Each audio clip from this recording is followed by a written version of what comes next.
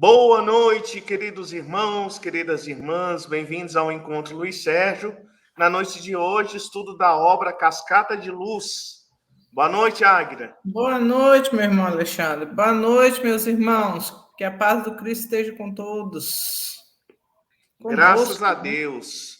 Hoje, Graças então, a vamos Deus. ver o capítulo 26, Aprendendo a Desencarnar. Ok. Que essa aula, por enquanto, fique só na teoria, né, minha irmã? Que a gente possa ter mais uns anos aí para ir aprendendo e quando chegar a nossa hora a gente desencarne bem. É verdade. Então, vou fazer a prece inicial para nós começarmos. Unamos nossos pensamentos, nossos corações, nos ligando ao alto, nos ligando ao Divino Mestre. Senhor Jesus, bondoso e amado Mestre, é com imensa alegria que aqui nos encontramos, Senhor, para darmos continuidade ao estudo dessa obra do nosso querido Luiz Sérgio. Obra essa tão importante na sua trajetória como repórter, como escritor espiritual, que nos traz as informações em forma de livros. E assim, Senhor, em teu nome, iniciamos o nosso encontro dessa noite. Graças a Deus. Graças a Deus. Ok, minha irmã, pode começar. Pois é, aí você falando assim que a gente é aprendendo a desencarnar, mas que demore. Realmente, a gente pede a Deus, né, que a gente ainda possa ter muitos anos aqui para a gente aprender, né? Mas seja feita a vontade de Deus. Eu me lembro do capítulo passado, que eu não sei qual deles que falou, que o espírita, ele morre a cada dia para viver com Cristo, no sentido de abandonar o homem velho, né, os vícios e se espiritualizar. Porque se a gente vai se espiritualizando, quando a gente for desencarnar, a gente não sofre, né? Muito, a gente não vai ter muito apego à matéria, porque a gente já está mais livre, né, da matéria. Eu acho que quando a gente consegue se libertar das nossas mazelas, a gente já chega no mundo espiritual assim bem tranquilo, né? Bem mais leve. É Então, engraçado, Wagner. ah, Por exemplo, quando minha mãe desencarnou, né? Você conheceu minha mãe, né? Conviveu com ela tantos anos. Tinha duas coisas que minha mãe fazia muito bem, que era cozinhar maravilhosamente bem e comia muito bem também. é. E assim, naquele Isso aí mês, todos nós, né? Comer a é. segunda Mas parte aí. assim, o que me chamou a atenção é que ela foi deixando de gostar de comer. Uhum. Né? E nos últimos dias dela, a alimentação dela era, né? Na última noite que eu fiquei com ela no hospital, ela falou, eu falei, a senhora não jantou, só precisa comer alguma coisa. Aí quando deu assim umas 10 horas da noite, ela, Alexandre, eu queria comer. Eu falei, tá bom, vou pedir comida para a senhora. Ela, não, eu queria um mingau de Neston, né? E aí eu pedi o leite, fui no mercado, não tinha Neston no hospital, aí comprei um Neston, pedi um leite quente, fiz um mingauzinho para ela. Então já uma alimentação assim extremamente próxima da alimentação que ela ia encontrar no plano espiritual. Se você for ver o desencarne da sua mãe também, você vai ver que é mais ou menos o mesmo processo que aconteceu. Se for pegar do seu sogro, do seu Joaquim, também. E eu acho muito interessante isso, Agner, porque imagina que a ajuda não é essa. Se a É, gente é tão apegado à questão da alimentação, se a gente chega com essa vontade de comer carne, de comer isso, de beber, a gente não vai ter uma paz e seguir o nosso projeto no plano espiritual. Nós vamos isso é querer verdade. aproximar e perambular pelo planeta Terra. Então, preparar para desencarnar Se você assim pensar assim, eu vou preparar para o fim da vida, é muito difícil. Mas quando você pensa assim, eu vou me preparar porque eu preciso dar continuidade à minha vida, né? A morte não é o fim. Então eu preciso me desapegar das coisas materiais para chegar no plano espiritual, né? Sem essa necessidade, sem esse desejo de buscar as coisas que já não é mais possível conquistar, adquirir, usufruir, porque o mundo espiritual é o mundo espiritual, o mundo material é o mundo material. O que a gente vive aqui fica aqui, e o que a gente leva para lá são as virtudes, ou os enganos, ou os erros que nós cometemos. Isso mesmo. Então, isso que você falou é verdade. Eu noto isso também hoje na minha sogra, né? A minha sogra, ela gostava tanto de comer tantas coisas e hoje ela já não come. Ela não gosta mais. Eu faço algumas coisas, falo, eu fiz isso aqui para a senhora. Eu não gosto mais, eu não como mais isso, né? Então, você vê que a pessoa vai mesmo e a gente vai notando. E é com a gente mesmo. Eu tenho coisas que eu adorava comer, hoje eu já não gosto mais. Eu já estou deixando. Quer dizer, isso falando de comida, né? Isso é de coisa bem material, mas falando de coisas mais importantes, de vícios morais, né? Que a gente tem que abandonar mesmo para a gente chegar no mundo espiritual melhor. Então, eles já começam falando aqui do capítulo, primeiro, eles voltam a falar da responsabilidade de quem constrói, levanta uma casa espírita, né? Porque não é fácil, né, Alexandre? Nós sabemos, e você principalmente, sabe o tanto que é difícil levantar um centro espírita, uma casa espírita, né? É muito difícil. Eu acho que é mais difícil que qualquer coisa, qualquer outro templo religioso. E o Luiz Sérgio, ele estava contestando, porque a Arlete, como é o nome da menina? Arlene, falando que construir o centro só para dar passe e água fluidificada não valeria a pena, que a casa espírita é muito mais do que isso. A casa espírita não é só um templo que a pessoa vai lá receber um passe e tomar uma água fluidificada. Claro que isso é importante, mas é muito mais do que isso. Aí o Luiz Sérgio contesta, né? Falando, mas então é melhor construir um centro para isso do que deixar as pessoas nos vícios, né? Na rua. E o Tomás fala que não, que os espíritos não precisam mais ficar provando que eles existem. E que eles estão em todos os lugares, né? Você vê que eles estão se manifestando em todos os templos, em todas as igrejas. E as igrejas que criticam o espiritismo, elas estão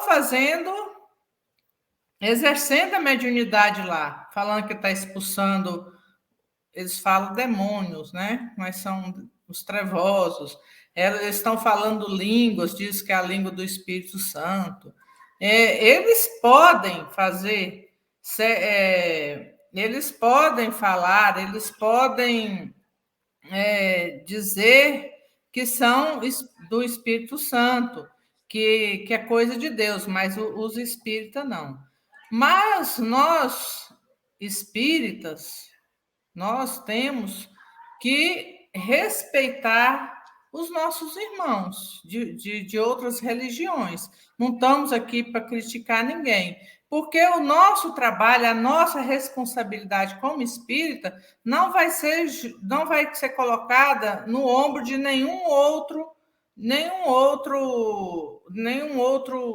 como se diz, nenhum outro templo, nenhum outro denominação. Segmento religioso. Outro segmento religioso, isso mesmo. Nós temos o nosso papel a desenvolver. A doutrina espírita, ela é uma doutrina que veio para esclarecer, para consolar. Por isso que ela é chamada Consolador Prometido. Ela é o Consolador Prometido, sem sombra de dúvida. Ela veio para consolar. Ela veio para quem estuda, entende a doutrina espírita, ela sabe que a morte não existe, que a vida ela é contínua. Então, é como diz a música, né? É dois lados da mesma moeda. Esse monstro da morte é um monstro apenas. E a diferença da doutrina espírita para as outras religiões é essa, porque as outras religiões falam que a morte, só acredita que acabou, né? A morte, depois da morte, ou vai sofrer eternamente, e muitos acreditam nisso e chega lá e fica sofrendo, né? Fica perambulando pelos umbrais da vida, sofrendo. E os materialistas, pior ainda, que chegam lá e não sabem nem que fica decepcionadíssimo, né? Porque vai chegar lá e ver que não morreu, que continua vivo, que o coração está batendo, que ele não morreu. Então, a doutrina espírita, ela nos prepara para desencarnar. Por quê? Porque ela nos ensina que a morte não existe, né? E que nós devemos nos preparar para isso. Nos preparar como? Como que nós devemos nos preparar? Né? A gente nos prepara, uma casa espírita, ela cumpre o seu papel, né? As pessoas que se dizem espírita, que está na frente de uma casa espírita, ela é um construtor de fé e de caridade. Diz o que aqui está falando nesse capítulo, né? As pessoas que chegam lá, elas têm que encontrar não um fanatismo, né? Porque as pessoas chegam lá e as pessoas que já estão lá são fanáticas, né? Vai ser muito ruim, porque nós não devemos partir para os fenômenos, para o fanatismo, para isso ou para aquilo. O que nós temos que é o esclarecimento, é o conhecimento da doutrina, né? Ver espírito, ouvir espírito, não é coisa só de espírita, não. Cura não é só coisa de espírita, não.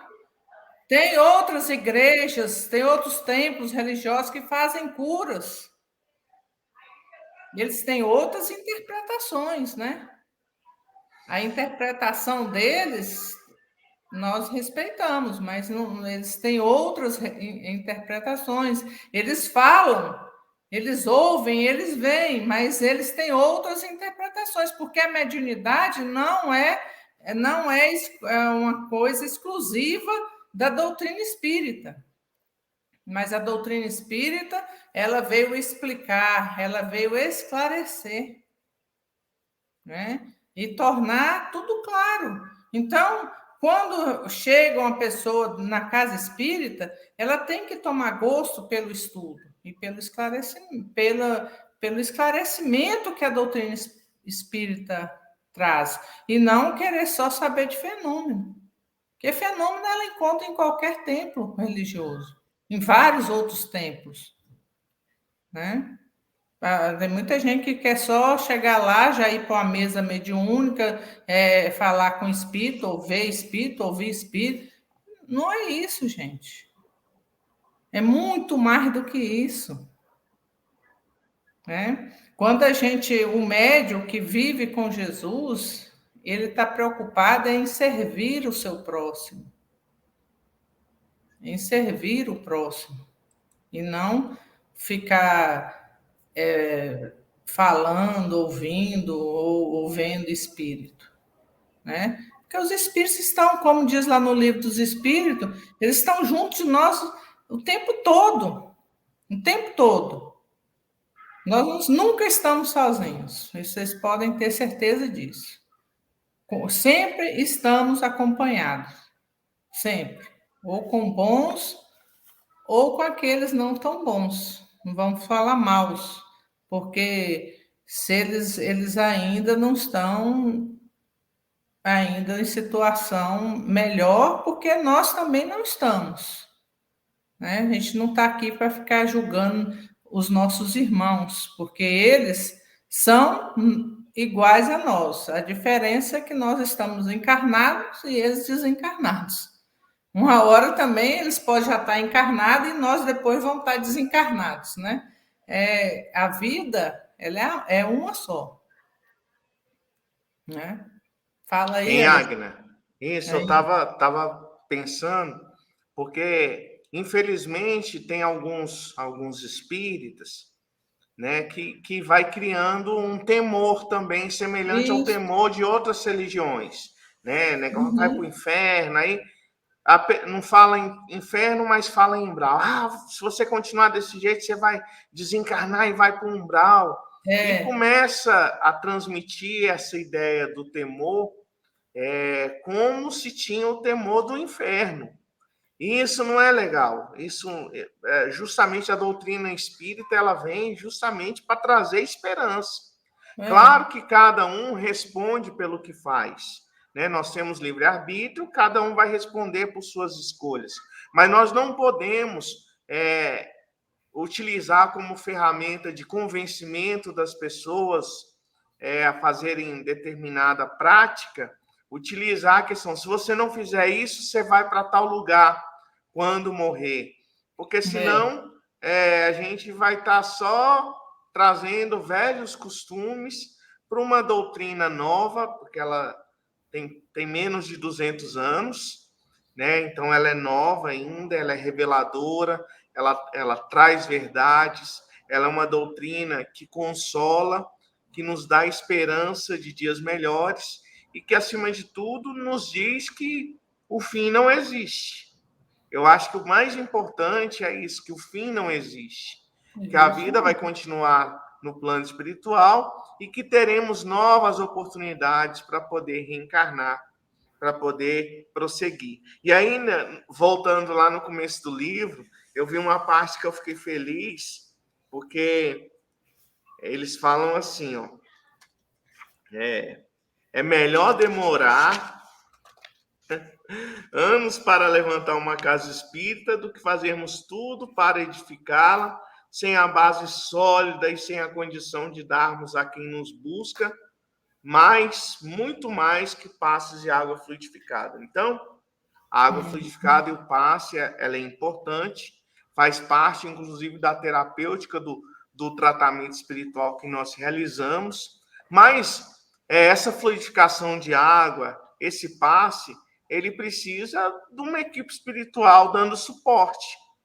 porque se nós o fizermos sem a assistência dos bons espíritos, é apenas uma fluidificação ou um passe com energia animalizada, com magnetismo animal. E nós bem sabemos que também existe o magnetismo espiritual. E essas ações, né, precisa, logicamente, da espiritualidade. Então, como se constrói uma casa espírita?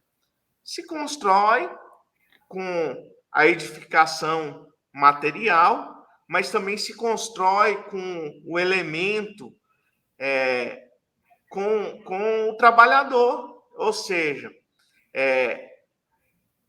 fornecer estudo para essa equipe que está se formando, ofertar oportunidade de vivência prática, ofertar oportunidade para que o médium não só adquira conhecimento, mas como também cumpra um programa de reforma íntima, porque esse é o objetivo de todos nós, ou seja, a casa ser construída materialmente, mas também se edificar, se consolidar doutrinariamente, né, para que as forças espirituais tenham mais possibilidade, melhores condições de exercer essa relação que é tão necessária né, na casa espírita. É até engraçado a gente pensar numa casa espírita onde não vai ter intercâmbio com as forças espirituais, onde não vai ter mediunidade. Ora, a relação na casa espírita, de forma disciplinada, ela deve ser incessante. Deve ser incessante a interação entre o mundo físico e o mundo espiritual. Mas para que isso funcione de forma responsável e que aquelas pessoas que busquem a casa possam encontrar um trabalho sério, muito bem feito, nós precisamos de muito estudo, nós precisamos de viver essas verdades na nossa reforma íntima e precisamos ter oportunidade também de fazer a caridade. A caridade que é tão combatida muitas vezes na doutrina espírita, como eles próprios colocam nesse capítulo. Fala assim, os espíritas, eles gostam de fazer a caridade, só isso. Mas, caramba, fazer caridade é bom demais.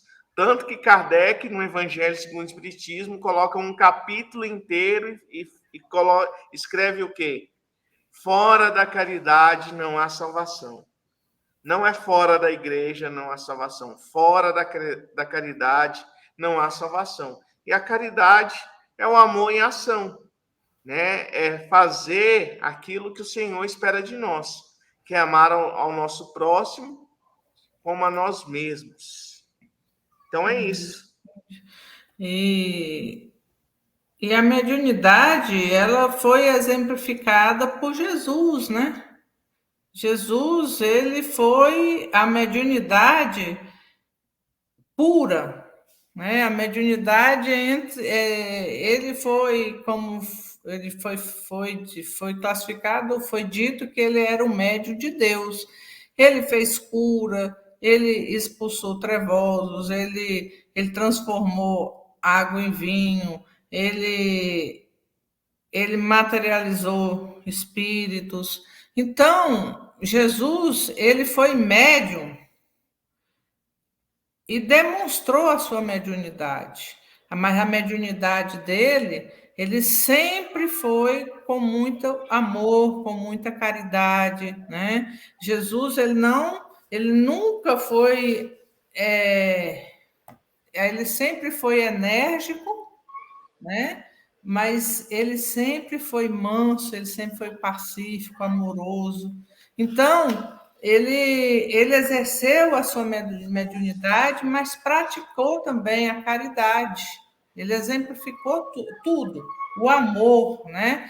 E aqui fala que nós não tem como a gente falar, quem fica falando que ama a Deus e louva Jesus e não ama o seu irmão, que fica falando mal do seu irmão, é um mentiroso.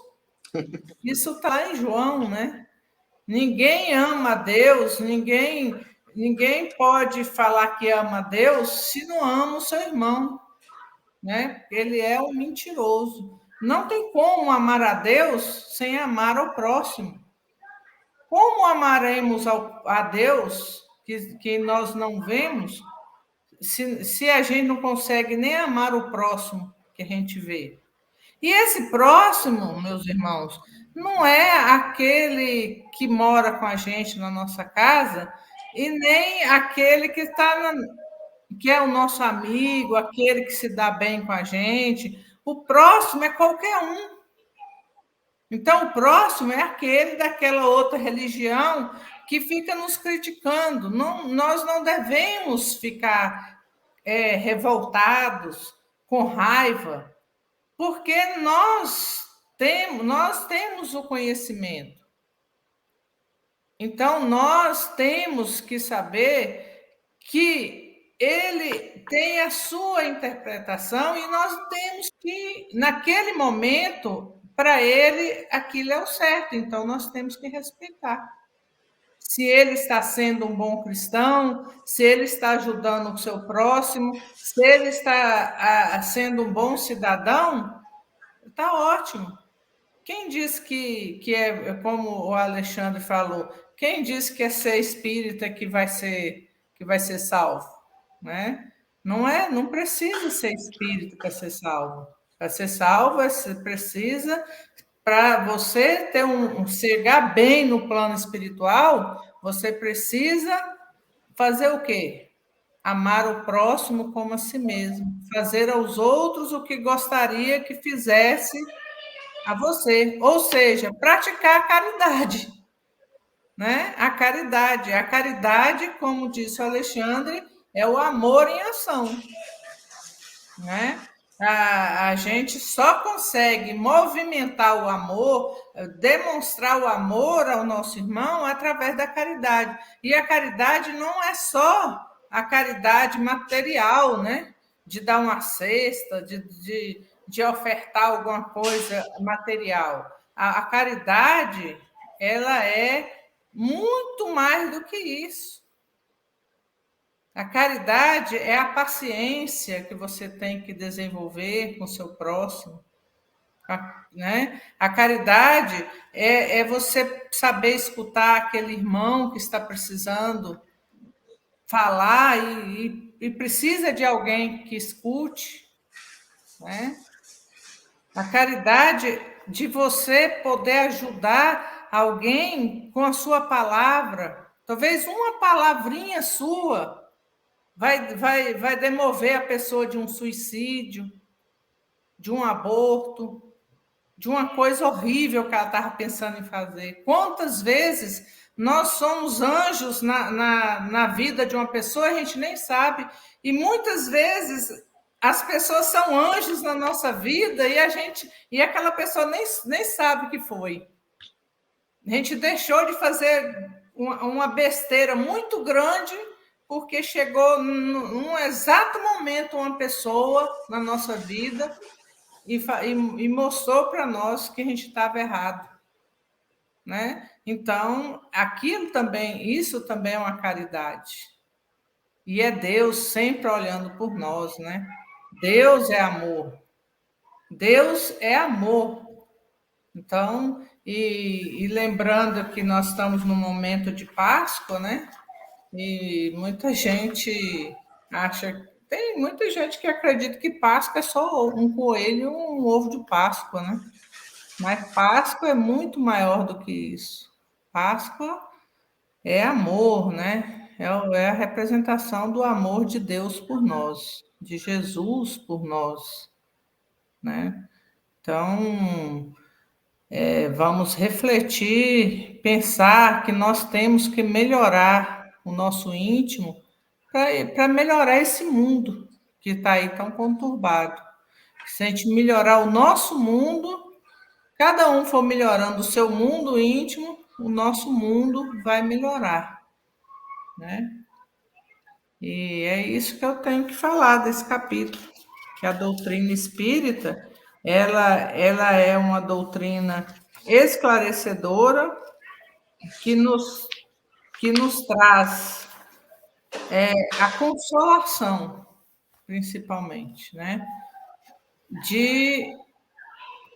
E aí a grande esperança, eu acho que não é só a esperança, ela não quer dizer que nós vamos ficar aqui só com esperança. Nós vamos ter certeza que vamos ter dias melhores, porque Jesus está no comando e na frente desse caminho que nós estamos seguindo, né? E é isso aí, meus irmãos. Ok, então eu sei que muita gente nos assiste, tem um grupo que assiste aqui online e muitas pessoas assistem depois. Então, se porventura você não é espírita e está nos assistindo, não tenha medo da doutrina espírita, não tenha medo de se comprometer, a doutrina é maravilhosa. As coisas que você começa a abrir mão depois que você vai estudando a doutrina espírita, pode ter certeza que não vão ser coisas que vão te fazer falta. Não vão ser coisas assim que vai ser como você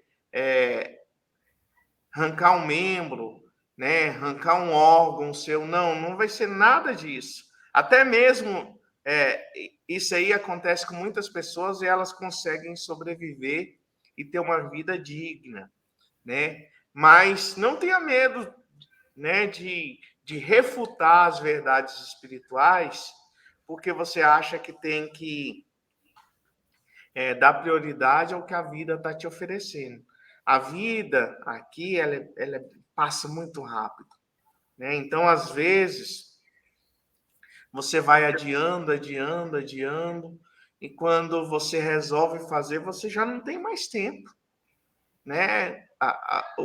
O corpo físico esgotou o fluido vital, chegou a hora de desencarnar, né? Uma doença te acomete, um desencarne por acidente. Então, o ideal, meus irmãos, aproveite a oportunidade, não perca tempo e não tenha medo de que, ao aceitar as verdades da doutrina espírita e ingressar nessa doutrina, se tornar um trabalhador, que ela vai te fazer mal, porque você, por vontade própria, vai se policiar e vai podar algumas coisas em você. De forma nenhuma.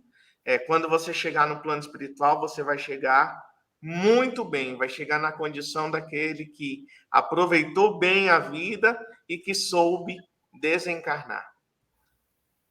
Ok? Ok, isso Então, mesmo. faz a prece final para nós, Agnes. Então, Senhor Jesus, bondoso e amado Mestre, obrigada, Senhor, por esses momentos de estudo. Obrigada, Senhor, por essa doutrina maravilhosa e esclarecedora. E que possamos, Senhor, a cada dia aprender a nos tornar melhores, pessoas melhores, mais espiritualizadas, para quando chegar o momento da desencarnação, possamos passar tranquilo para o outro lado da vida, sabendo que a vida continua, que a vida é uma só. Que estejamos todos preparados para este momento.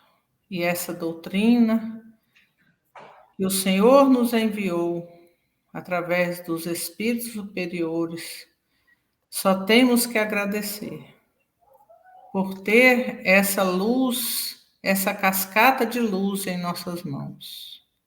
Obrigada, Mestre. Pedimos que cubra de bênçãos, com tua paz e com a tua luz, a todos os nossos irmãos conectados conosco nessa noite. E abençoe a todos os lares aqui conectados. Obrigado, Mestre, e fique conosco, hoje e sempre. Graças a Deus. Graças a Deus. Então, agradecemos a companhia de todos. Na próxima semana nos encontraremos para o capítulo 17, Okai, a Enciclopédia do Amor. Tenham todos uma excelente noite, uma excelente semana. Um grande abraço e muita paz. Um grande abraço para todos. Boa noite. Fiquem com Deus. Boa noite, Alexandre. Boa noite. Tchau, tchau. Tchau.